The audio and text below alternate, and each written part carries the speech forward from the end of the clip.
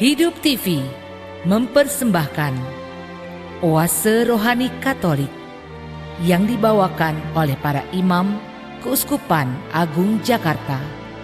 Selamat menyaksikan.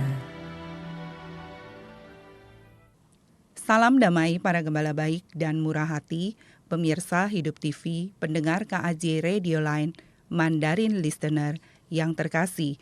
Apa kabar saudara pada hari ini? Semoga semua dalam keadaan sehat dan senantiasa dalam berkat Tuhan yang melimpah. Senang sekali saya, Angelica Luciana, dapat kembali menjumpai para gembala baik dan murah hati pada hari ini. 60 menit ke depan saya akan menemani dalam acara Oase Rohani Katolik.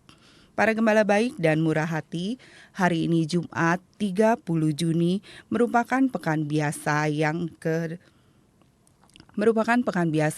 ke-12 dan kita sungguh bersuka cita karena di studio telah hadir bersama kita Romo Adrianus Suyadi Serikat Yesus yang biasa akrab disapa dengan Romo Suyadi.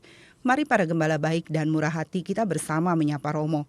Romo Suyadi, salam damai, apa kabarnya hari ini? Baik sekali, sehat dan puji Tuhan. Tetap semangat selalu Romo Suyadi ini. Ya. Terima kasih Romo. Para gembala baik dan murah hati, sebelum kita memulai permenungan pada hari ini, marilah kita mengawalinya dengan sebuah doa yang akan dibawakan oleh Romo Suyadi. Dalam nama Bapa dan Putra dan Roh Kudus. Amin. Allah yang Maha Kuasa, Engkau mengendaki agar kami hidup di hadapan-Mu dengan tidak bercela. Bagimu segalanya adalah mungkin. Maka tambahkanlah semangat dan iman kehendak kami untuk hidup lebih baik, benar, dan tak bercela di hadapan-Mu. Demi Yesus Kristus Putra-Mu Tuhan dan pengantara kami yang hidup dan bertahta, kini dan sepanjang masa.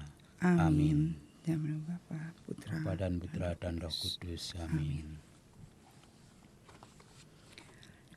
Berbahagialah orang yang takwa kepada Tuhan, yang hidup menempuh jalan yang ditunjukkannya.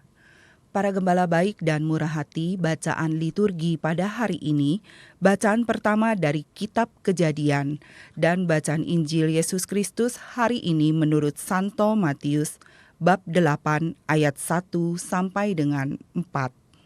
Dan saya akan membaca bacaan pertama pada hari ini.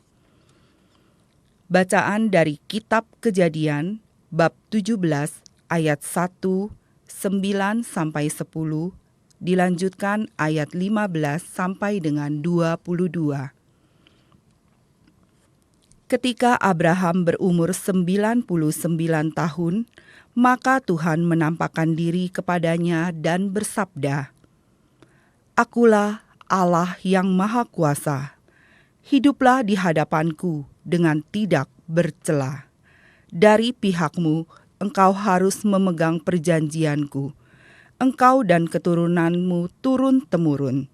Inilah perjanjianku yang harus kau pegang, perjanjian antara aku dan engkau serta keturunanmu, yaitu setiap laki-laki di antaramu harus disunat." Selanjutnya Allah bersabda kepada Abraham, "Tentang istrimu, Sarai, janganlah kau sebut lagi Sarai, tetapi Sarah, itulah namanya. Aku akan memberkatinya, dan daripadanya juga aku akan memberikan kepadamu seorang anak laki-laki. Bahkan aku akan memberkatinya sehingga ia akan menjadi ibu bangsa-bangsa, raja-raja pelbagai bangsa akan lahir daripadanya." Lalu tertunduklah Abraham dan tertawa serta berkata dalam hatinya, "Mungkinkah bagi seorang yang berumur 100 tahun dilahirkan seorang anak? Dan mungkinkah Sarah yang telah berumur 90 tahun itu melahirkan seorang anak?" Dan Abraham berkata kepada Allah, sekiranya Ismail diperkenankan hidup di hadapanmu." Tetapi Allah bersabda, "Tidak, istrimu Sarahlah yang akan melahirkan anak laki-laki bagimu, dan engkau akan menamai dia Ishak. Aku akan mengadakan perjanjianku dengan dia, menjadi perjanjian yang kekal untuk keturunannya. Tentang Ismail, aku telah mendengarkan permintaanmu. Ia akan kuberkati, kubuat beranak cucu dan sangat banyak. Ia akan memperanakan 12 raja, dan aku akan membuatnya menjadi bangsa yang besar.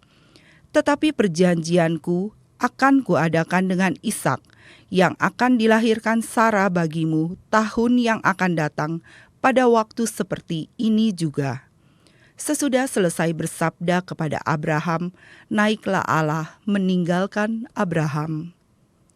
Demikianlah sabda Tuhan. Syukur kepada Allah. Para gembala baik dan murah hati, sekarang marilah kita menanggapi dengan Mazmur tanggapan. Orang yang takwa hidupnya akan diberkati Tuhan.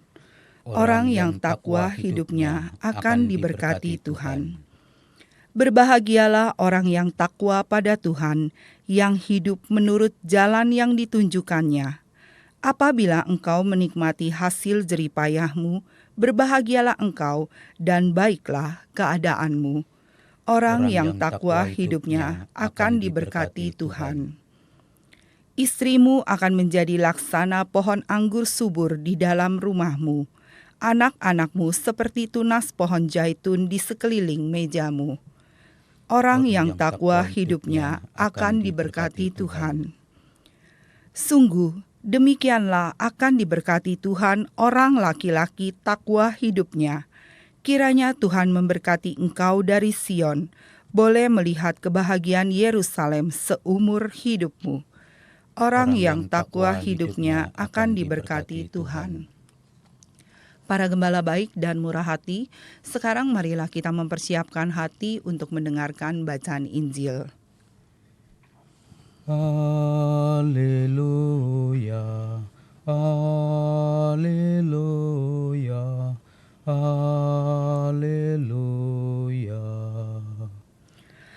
Haleluya, haleluya, haleluya. Yesus memikul kelemahan kita dan menanggung penyakit kita. Haleluya, haleluya, haleluya. Tuhan sertamu. Dan sertamu juga. Inilah Injil Yesus Kristus menurut Santo Matius. Dimuliakanlah Tuhan. Setelah Yesus turun dari bukit, banyak orang berbondong-bondong mengikuti dia. Maka datanglah kepadanya seorang yang sakit kusta. Ia sujud menyembah Yesus dan berkata, "Tuan, jika Tuan mau, Tuan dapat mentahirkan dagu." Yesus lalu mengelurkan tangannya, menjamah orang itu dan berkata, "Aku mau, jadilah engkau tahir." Seketika itu juga tahirlah orang itu dari kustanya. Lalu Yesus berkata kepadanya, "Ingatlah, jangan engkau memberitahukan hal ini kepada siapapun. Tetapi pergilah, perlihatkanlah dirimu kepada imam, dan persembahkanlah persembahan yang diperintahkan Musa sebagai bukti bagi mereka." Demikianlah Injil Tuhan. Terpujilah Kristus. Romo Suyadi, dari bacaan pertama pada hari ini, ada kabar sukacita apa yang mau diwartakan bagi saya dan para gembala baik? Saudara-saudari yang terkasih dalam Kristus, kita bersyukur bahwa setiap hari kita diberi renungan rohani yang sangat bermanfaat untuk hidup kita. Tadi sebelum saya kesini, saya membaca sebuah status Facebook dari seorang teman. Copy paste dari temannya berbunyi demikian. tidak ada anak, rumah kita menjadi bersih dan dompet kita tetap penuh. Pada bacaan pertama hari ini yang kita dengarkan, kita merenungkan bagaimana janji Allah kepada Abraham dan Sarah, bahwa mereka sebagai pasangan suami istri di usia tuanya, Abraham berusia 99 tahun, sementara Sarah sudah berusia 90 tahun, belum mempunyai keturunan. Padahal anak bagi orang pada zaman itu adalah merupakan tanda bahwa itu menjadi berkah yang diberikan oleh Tuhan. Dan berkah itu ternyata juga diberikan oleh Tuhan kepada pasangan ini di usia yang sudah tua. Dijanjikan akan lahir seorang putra dari Sarah yang sudah 90 tahun, dan dia akan menjadi orang besar, akan menjadi bapak-bapak umat beriman, meneruskan Abraham sendiri. Dan kita tahu dari bacaan-bacaan bahwa sebetulnya Abraham itu baru percaya beriman di usia 75 tahun. Jadi sebelumnya dia disebut sebagai orang kafir. Artinya orang yang tidak percaya kepada Allah Israel. Jadi siapapun yang tidak percaya kepada Allah yang dipercayai oleh umat Israel itu disebut kafir. Dan namanya berubah dari Abram menjadi Abraham, yang artinya bapa para bangsa. Dia akan menurunkan keturunan yang banyak sekali, yang seperti bintang di langit yang tidak bisa dihitung. Abraham dijanjikan Allah bahwa keturunannya akan menjadi penerus bangsa-bangsa di dunia ini. Dan bagi Tuhan tentu saja semuanya itu mungkin terjadi. Dan kalau kita coba lihat dalam perikop sebelumnya, jadi dalam Kejadian 18 di sana diceritakan ketika Abraham menerima kunjungan tamu, yakni malaikat Tuhan sendiri, dan mengabarkan kepada Sarah bahwa dia akan melahirkan seorang anak. Sarah tertawa sinis. Karena Bagaimana merasa mungkin itu tidak mungkin, terjadi mustahil ya Romo ya, di usianya yang sudah tua. Dan ini juga terjadi pada Abraham ketika diberitakan bahwa dia akan mempunyai anak di usia tuanya juga tertawa. Iya. Artinya bahwa secara manusiawi, secara biologis itu tidak mungkin. Betul. Tapi bagi Allah adalah hal yang mungkin. Dan ini menyiratkan kepada kita panggilan sebagai orang tua. Jadi dengan mempunyai anak, Abraham dan Sarah terberkati perkawinannya. Dan dalam perkawinan Katolik, salah satu tujuan perkawinan adalah untuk prokreasi, melanjutkan keturunan. Ketika kita masuk dalam perkawinan itu, maka kita selalu ditanya, apakah kita siap untuk menjadi orang tua, siap untuk mempunyai seorang anak. Mungkin seorang atau dua orang atau lebih. Jadi di sini panggilan sebagai orang tua yang pertama yaitu melahirkan, meneruskan keturunan. Namun seringkali di dunia modern ini orang ingin serba praktis, ingin serba nggak mau repot, maka pernikahan oke, perkawinan oke, tetapi untuk mempunyai anak cenderung ditunda atau bahkan tidak sama sekali. Betul. Seperti yang saya baca dalam media sosial tadi bahwa tidak ada anak, rumahnya jadi bersih, dompetnya juga tebal, tidak berkurang ya Romo ya. Kadangkala alasannya begitu praktis. Iya. Namun seringkali di dunia ini juga seringkali memang membuat kita menjadi berat untuk menjadi seorang tua, karena kita mengikuti apa yang harus diikuti oleh dunia. Kadangkala ukuran kita bukan ukuran kita sendiri atau kemampuan kita, tapi kita mengukur dengan tren yang ada di luar. Kita memandang dengan kacamata kita sendiri. Kita ya, memandang Romo, ya. dengan kacamata sendiri, dengan kemampuan kita sendiri. Di mana ego itu lebih berkuasa ya, Romo. Seringkali begitu, Betul dan sekali. seringkali kita sangat dipengaruhi oleh dunia luar. Iya.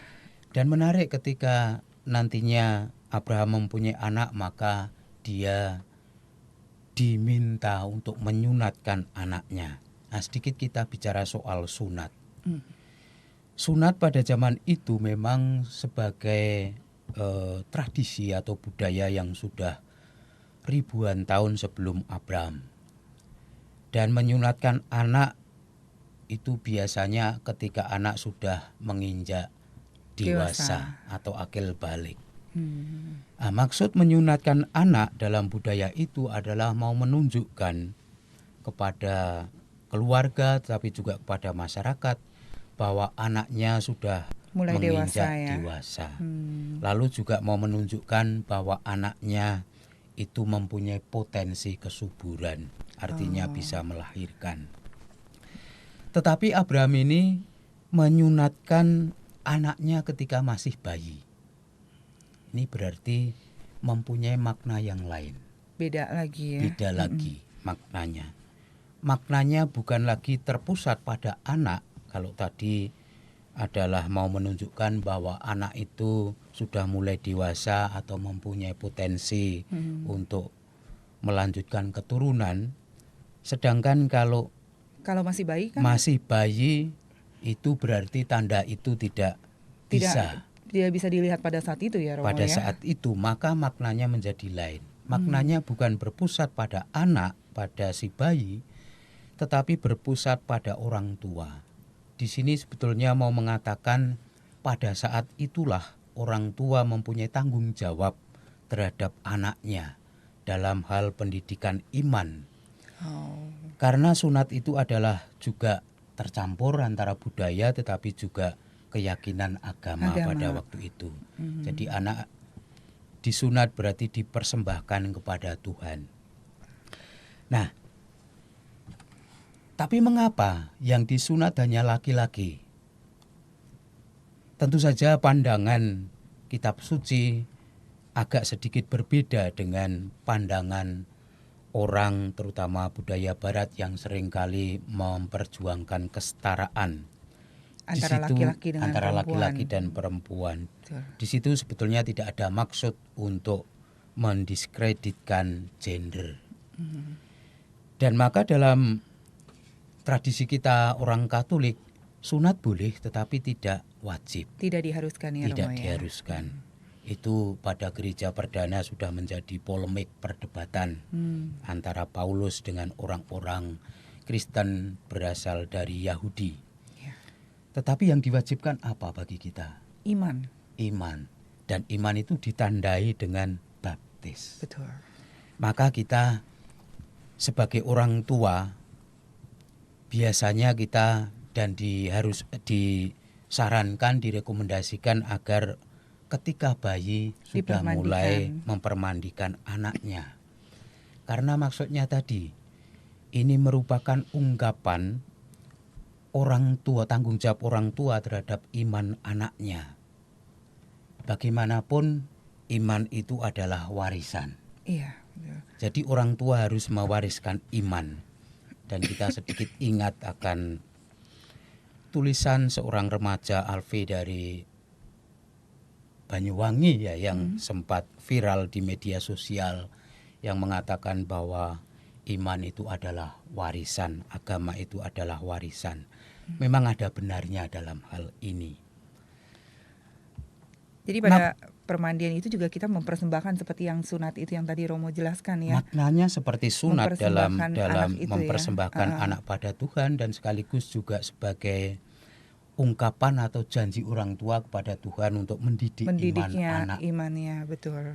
Dan ini merupakan pernyataan orang tua. Jadi dalam sunat kita tidak ingin menunjukkan bahwa anak sudah akil balik atau sudah dewasa, tetapi ingin menunjukkan bahwa orang tua mempunyai tanggung jawab terhadap pendidikan iman anak.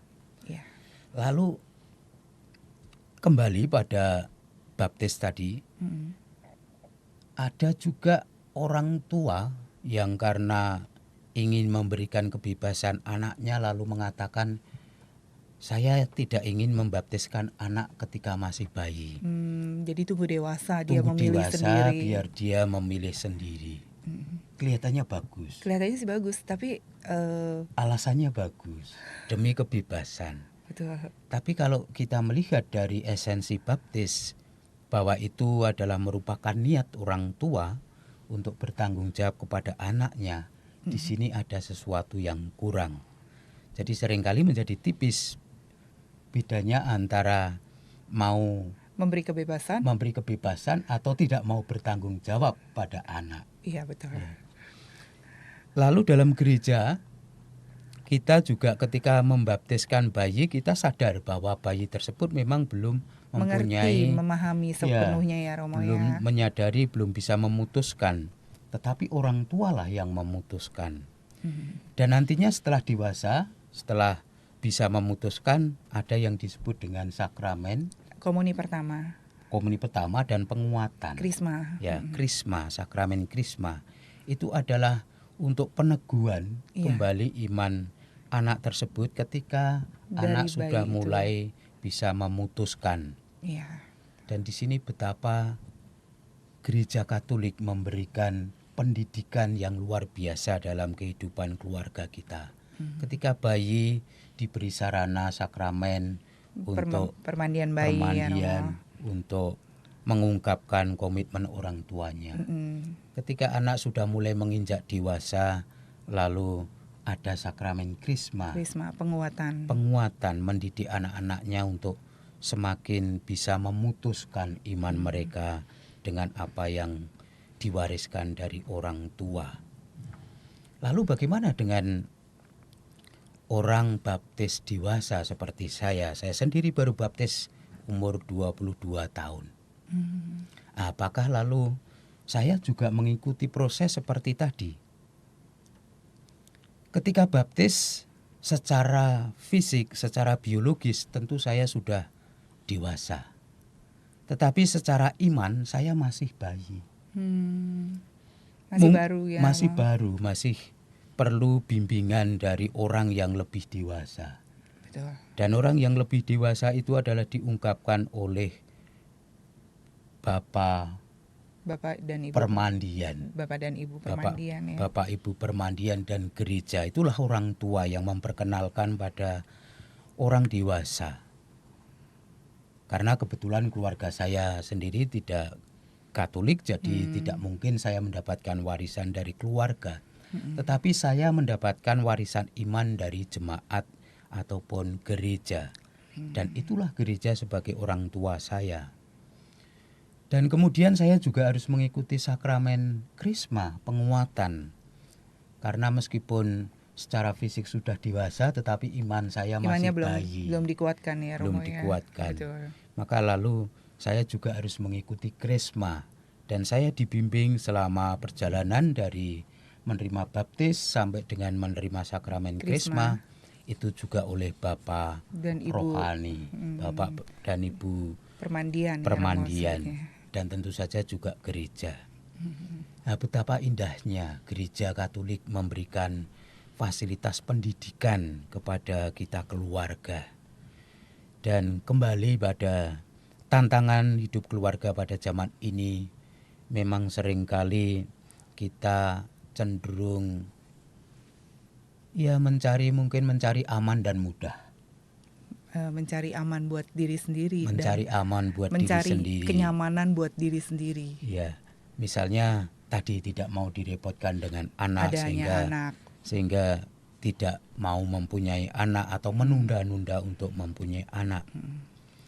Lalu kita juga bisa melihat bahwa dalam banyak budaya seringkali anak laki-laki itu dianggap lebih lebih punya lebih punya harapan ke Betul. depan atau Untuk lebih meneruskan keluarga itu ya Romo lebih ya. dibanggakan oleh keluarga, Lebih dipandang. lebih dipandang. Tapi Betul. kembali kalau kita melihat tadi pendidikan gereja mulai dari baptis, yang dibaptis baik laki-laki maupun perempuan. Mm-mm. Artinya gereja memandang bahwa baik laki-laki atau perempuan itu adalah sama. Betul sekali. Merupakan ciptaan Allah yang diserahkan pada orang tua untuk dididik. Jadi setelah itu jangan sampai ada nanti masyarakat ataupun umat gereja itu yang memandang lagi bahwa laki-laki lebih tinggi misalnya daripada wanita ya Romo ya. Betul. Itu maksud gereja juga seperti itu, bahwa sama sebetulnya antara laki-laki dan perempuan. Ya. Maka dalam baptis juga tidak ada pembedaan, dalam sakramen krisma juga nggak ada pembedaan. Ya. Itu merupakan sarana pendidikan dari gereja yang diberikan kepada umatnya. Baik laki-laki maupun perempuan semua sama punya hak untuk menerima. Punya hak untuk menerima baptis, punya hak untuk menerima sakramen krisma dan sebagainya. Jadi sama. Ya. Kalau tadi budaya sunat tadi kan hanya untuk laki-laki. Nah, gereja lalu semacam sunat kita adalah baptis tersebut. Itu, ya. Tentu saja tidak sama itunya karena baptis adalah sakramen. Tapi maknanya sendiri sama ya Romo ya. Sama. Ya. Di sini juga kita dipanggil untuk bagaimana tanggung jawab sebagai orang tua. Apalagi di tengah-tengah zaman ini di mana seringkali orang tua menjadi sibuk dan kadangkala kita juga kurang memberikan perhatian terhadap anak-anak kita. Dan juga mari kita maknai arti dari pendidikan gereja lewat sakramen baptis, sakramen penguatan tadi. Kalau di tengah-tengah mayoritas orang yang beragama Katolik atau Kristiani kadangkala sakramen baptis dan sakramen krisma itu dimaknai sebagai ya sekedar rutinitas, artinya saya memang harus melakukan itu sebagai keharusan. Hanya sekedar kewajiban. Hanya sekedar kewajiban, enggak disadari makna yang lebih dalam. Maka yang terjadi ya tadi ada yang bersikap hanya menjalankan saja supaya tidak dinilai oleh tetangganya, supaya tidak dipandang negatif oleh kelompok atau jemaatnya. Jadi kalau dulu ada istilah agama hanya di KTP, sekarang baptis hanya sekedar sekira ya Romo ya. Sama saja. Kita yang tinggal di mayoritas, di tengah-tengah mayoritas ada juga resiko untuk kurang memaknai baptis dan krisma. Ya sekedar rutinitas dan kadangkala sekedar untuk pesta. Itu sering terjadi di beberapa budaya. Maka dalam sakramen krisma, komuni pertama, baptis selalu ada pesta besar. Di balik itu, jadi sebenarnya lebih ke pestanya daripada ke baptis dan maknanya. Penerimaan krismanya ya Romo. Betul. Ini tentu saja perlu kita sungguh menyadari makna dari baptis sebagai tanggung jawab orang tua terhadap anaknya. Sebagai orang tua tentu kita akan mewariskan yang terbaik. Betul. Dalam hal ini adalah iman. Iya. Dan yang kedua, kita juga dipanggil untuk bertanggung jawab terhadap anak. Dalam arti bahwa sejak dini kita tidak hanya berharap agar anak itu bermanfaat untuk keluarga atau orang tua, tetapi juga orang tua harus bertanggung jawab terhadap iman anak. Dan kadangkala kalau anaknya nanti beriman kan seringkali kalau itu berkembang seringkali justru keluarga malah kehilangan. Apalagi kalau dalam misalnya agama kalau jadi Katolik, romo gitu ya. Misalnya jadi romo atau jadi suster atau jadi pelayan Tuhan yang tidak mengharapkan untuk membantu keluarga. Jadi seringkali kita yang kita minta untuk anak-anak kita adalah berguna untuk gereja, berguna untuk keluarga, dan berguna untuk negara. Tapi kadangkala kita sebetulnya di bawah sadar kita yang penting berguna untuk keluarga. Betul sekali itu Romo. Romo ini menarik sekali, tapi kita akan jeda sesaat dulu ya Romo ya. Baik, Para Lucy. gembala baik dan murah hati, kita akan merenungkan sesaat apa yang sudah disampaikan oleh Romo Suyadi. Dan kita akan kembali pada perbincangan rohani di sesi yang kedua. Hidup TV mempersembahkan Oase Rohani Katolik yang dibawakan oleh para imam Keuskupan Agung Jakarta. Selamat menyaksikan.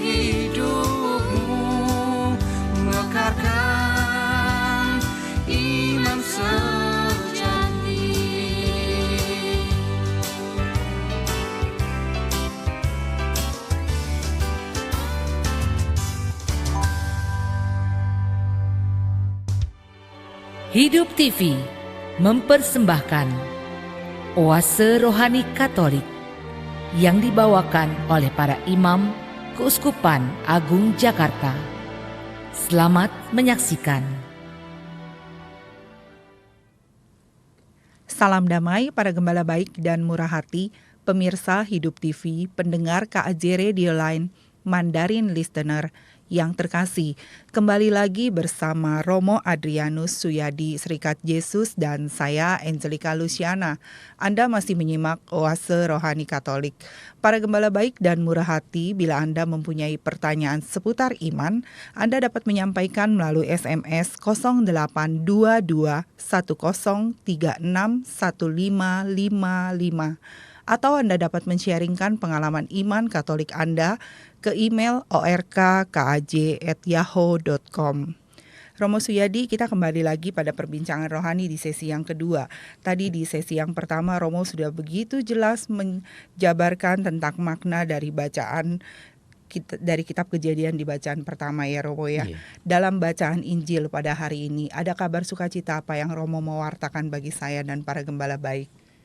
Baik Lucy, dalam bacaan Injil ini diceritakan sebuah kisah yang dramatis menurut saya. Dalam peristiwa ini terjadi perjumpaan antara seorang penderita kusta dengan Tuhan Yesus. Nah, kenapa dramatis? Karena kalau kita mencoba memahami konteks budaya dan praktek agama pada zaman itu, orang kusta itu orang yang dikucilkan, baik oleh masyarakat maupun komunitas pemeluk agama. Mereka dianggap sebagai orang najis. Oh, karena penyakitnya itu Karena ya Romo ya. penyakitnya. Jadi orang-orang tidak boleh menyentuhnya baik secara fisik maupun juga untuk berelasi sosial. Oh, menyapa pun juga tidak Menyapa pun boleh ya Romo tidak pada saat boleh. itu.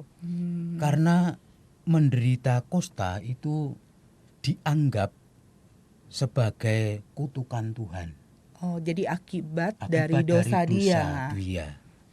Itu mungkin kalau zaman sekarang ya mirip-mirip seperti HIV seperti itu. Jadi kadangkala orang memandang sebelah mata atau negatif. Ya. Jadi penyakit yang benar-benar dikucilkan sekali ya. Dikucilkan sekali dan dinilai penyakit yang negatif Iya akibat betul. dari ulah Dari yang negatif. perbuatan negatif dia. Iya. Lalu menjadi dramatis kenapa? Karena coba bayangkan, orang yang sudah dikucilkan dari masyarakat, dari komunitas agama, si penderita kusta ini, di tengah kerumunan orang banyak, memberanikan diri untuk Mendatangi Tuhan. Meminta penyembuhan.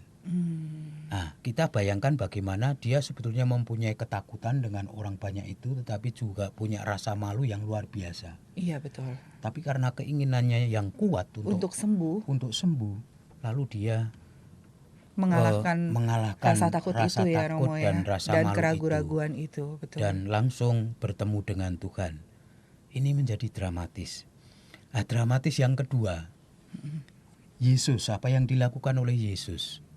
Sebetulnya Yesus sebagai Tuhan itu bisa saja sekedar mengatakan Kamu sembuh.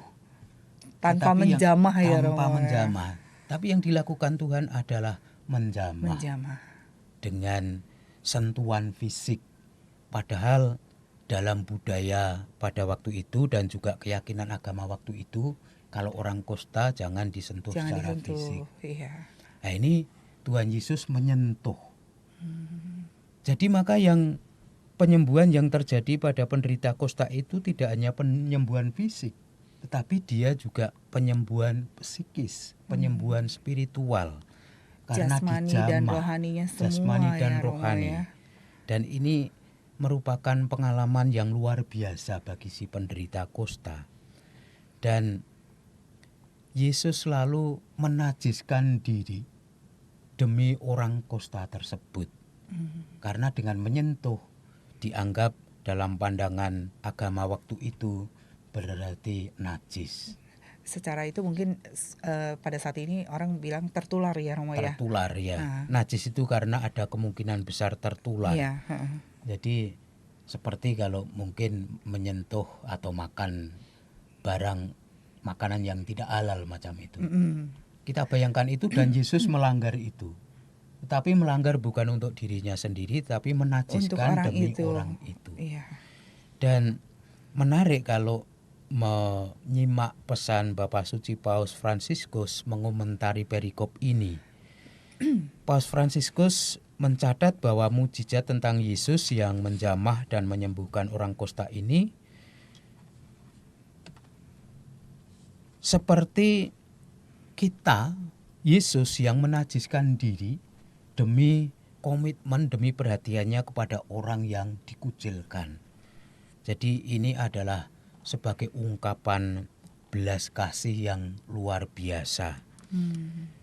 Orang yang sudah terbiasa dikucilkan oleh masyarakat, lalu dikucilkan oleh kelompok agamanya, tapi tiba-tiba ada orang yang menyapa. Kita bisa merasakan bagaimana perasaan penderita kusta tersebut sembuh secara lahir dan batin. Betul, karena selama ini dikucilkan, tiba-tiba ada orang yang Ada mau orang yang menyentuh, mau menjamah dan menyembuhkan. Ya, dan menyentuh dengan hati, tidak hanya Iya. sekedar basa-basi, Betul. tapi sungguh menyapa secara manusiawi, Dengan kasih ya Romo dengan ya. kasih, dengan sentuhan fisiknya. Lalu yang menarik pada akhir perikop ini juga dikatakan, kamu pergi, kamu melaporkan kepada imam supaya kamu dipulihkan namamu.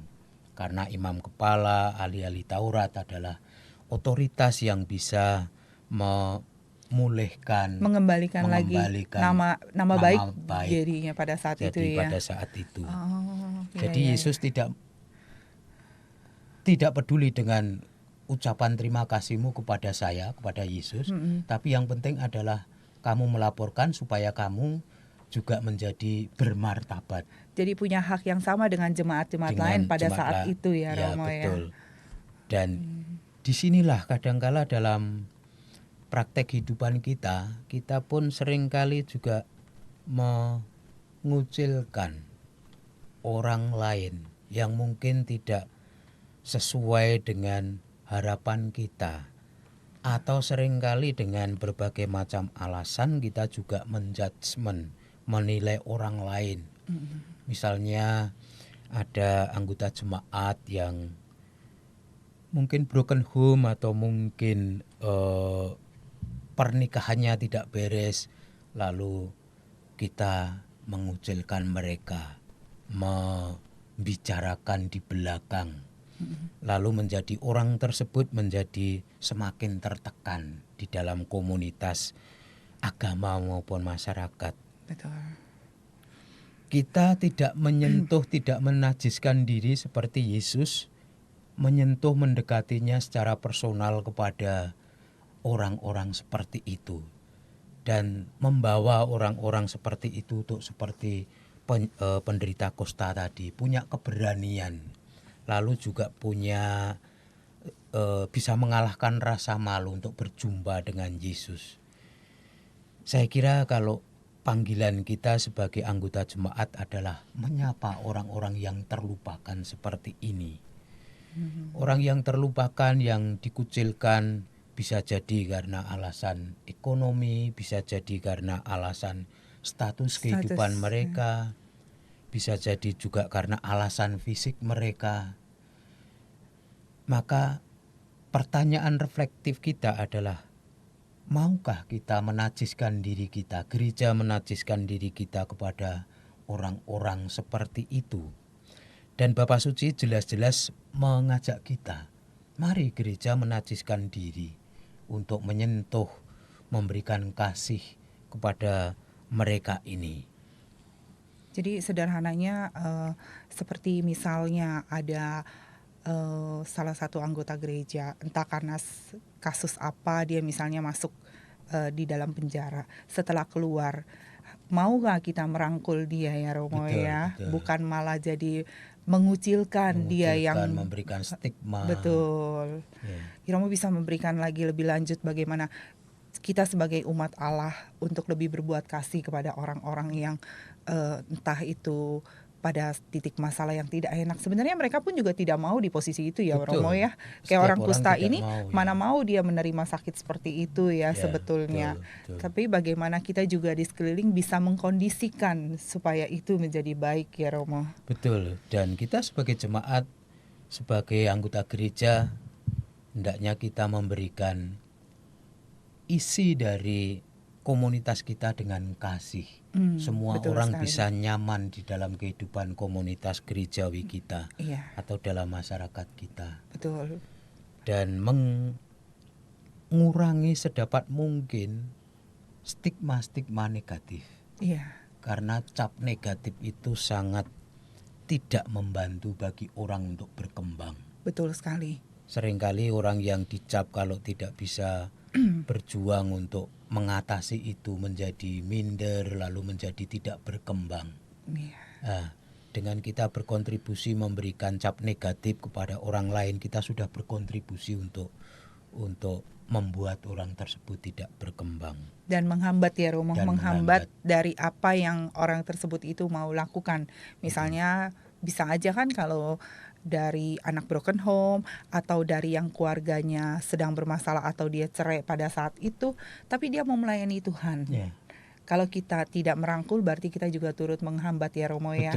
betul. Dan kasih Allah itu tidak bisa dihambat seperti yang dilakukan Yesus. Betul sekali. Sebetulnya banyak orang yang jangan kamu kalau melakukan itu berarti melanggar adat istiadat dan melanggar aturan agama. Tapi Yesus tetap menjamah. Karena tujuannya untuk Karena kebaikan. tujuannya untuk kebaikan orang itu dan kasih kebaikan itu nggak bisa dibendung kalau kita sungguh menghayati apa yang dilakukan oleh Yesus. Iya, betul sekali. Pasti Yesus juga khawatir dengan komunitas yang sudah berkumpul pada waktu itu, terutama pada ahli-ahli Taurat, imam-imam yang nanti akan menjustifikasi Yesus. Kamu melanggar hukum toh? Iya. Ya. Sebetulnya Tuhan Yesus sebagai manusia pada waktu itu pasti juga ada tahu resiko ini, tapi dia tidak mau dihambat dengan itu. Jadi dia berani ngambil resiko apapun untuk kebaikan orang Untuk itu kebaikan ya dan Romo untuk ya. mewujudkan kasih. Luar biasa sekali.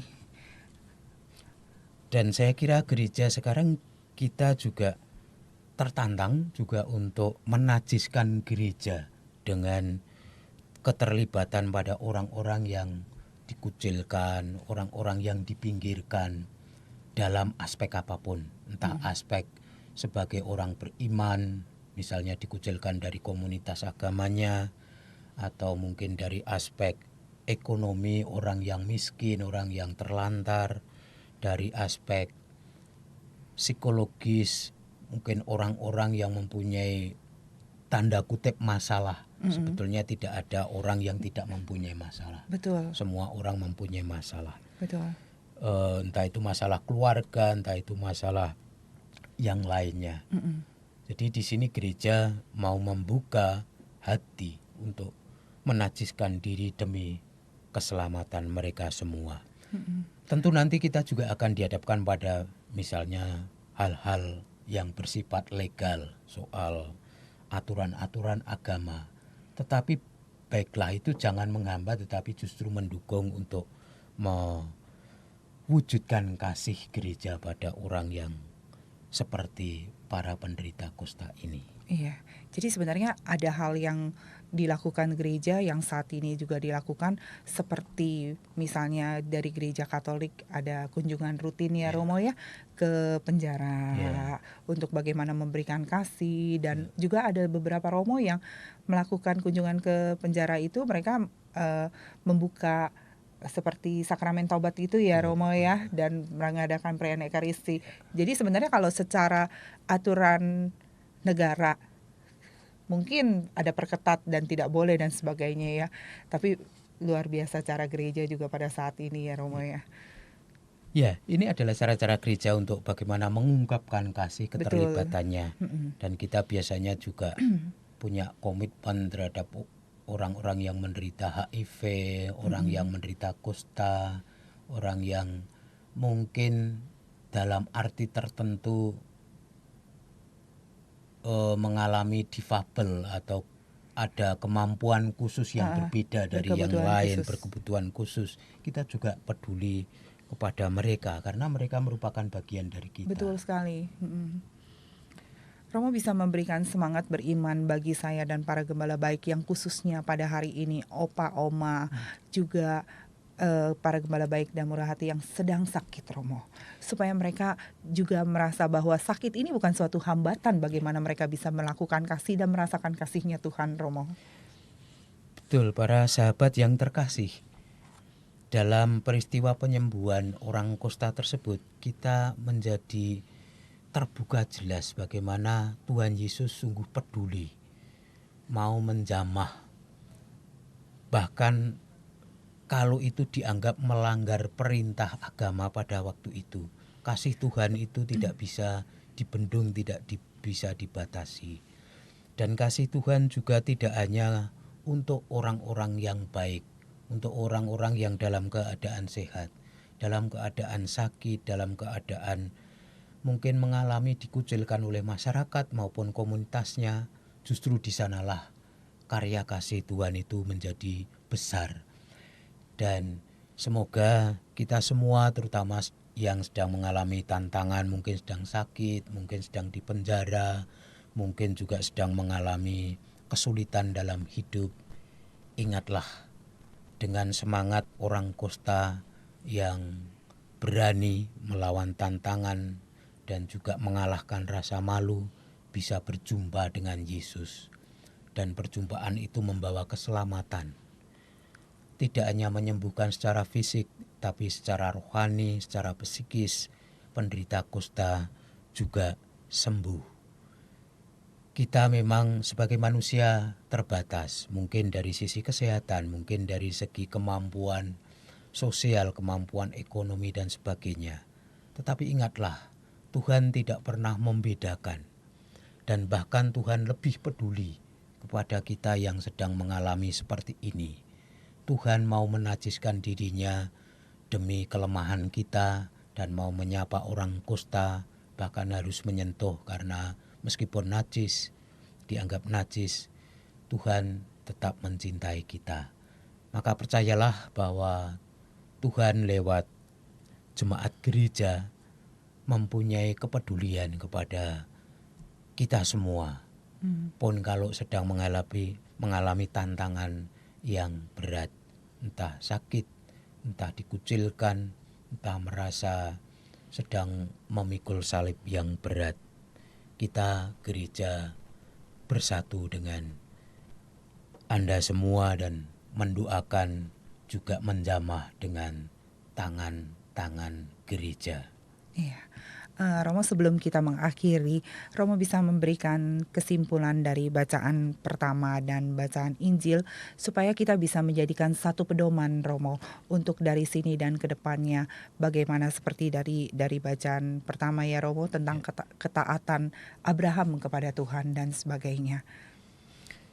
Baik, saudara-saudari yang terkasih, untuk bacaan pertama yang bisa kita petik dan renungkan adalah apakah kita sebagai orang tua tidak harus selalu sebagai pasangan suami istri, tetapi mungkin juga sebagai biarawan biarawati, kita sungguh mengikuti panggilan kita untuk memberikan warisan iman kepada anak-anak kita dengan mendidik mereka sejak awal. Lalu yang kedua, apakah kita juga mempunyai tanggung jawab, mau peduli dengan perkembangan iman yang kita wariskan kepada anak-anak kita atau mungkin kepada umat kita. Itulah panggilan Abraham sendiri dari bacaan pertama.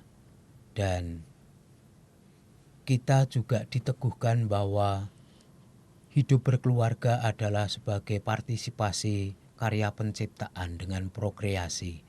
Maka hendaklah kita juga tidak mengambil jalan pintas dan praktis, tidak mau mempunyai anak atau menunda-nunda mempunyai anak karena alasan ekonomis maupun sosiologis. Kita harus melihat panggilan kita sebagai orang Katolik. Lalu dari bacaan Injil kita bisa belajar dari Yesus yang menajiskan diri, mau berkotor-kotor untuk penderita kusta. Maka bagi kita umat Katolik, kita juga hendaknya mau menajiskan diri, mau berkotor-kotor tangan kita untuk memberikan kepedulian kepada saudara-saudara kita, entah itu yang sedang sakit, entah itu yang sedang mengalami kekurangan, entah itu yang sedang mengalami tantangan dalam hidup mereka. Dan hendaklah jangan mudah menghakimi, karena kalau kamu mau menghakimi seseorang, kamu bisa mendapatkan penghakiman yang sama. Itu yang bisa saya simpulkan dari bacaan yang kita dengarkan hari ini, Lucy. Terima kasih Romo, ini sangat bagus dan menarik sekali dan luar biasa bisa menjadikan inspirasi dan semangat beriman bagi saya dan para gembala baik dan murah hati. Romo Suyadi, terima kasih ya untuk Terima kehadirannya dan pencerahan imannya pada hari ini. Para gembala baik dan murah hati, pemirsa Hidup TV, pendengar KAJ Radio Line, Mandarin Listener yang terkasih, saya Angelica Luciana dan Romo Adrianus Suyadi Serikat Yesus mohon pamit dari ruang dengar Anda, dan kini kita mohon berkat Allah melalui Romo Suyadi. Semoga Tuhan beserta kita sekarang dan selama-lamanya, dan kita semua dibimbing, dilindungi dan diberkati oleh Allah yang Maha Kuasa, Bapa dan Putra dan Roh Kudus. Amin. Semoga kita semua dapat menjadi garam dan terang kasih Tuhan bagi sesama. Selamat berhari Jumat dan marilah mengamalkan nilai-nilai Pancasila. Demikianlah oase rohani Katolik yang dibawakan oleh para imam Keuskupan Agung Jakarta. Tuhan memberkati.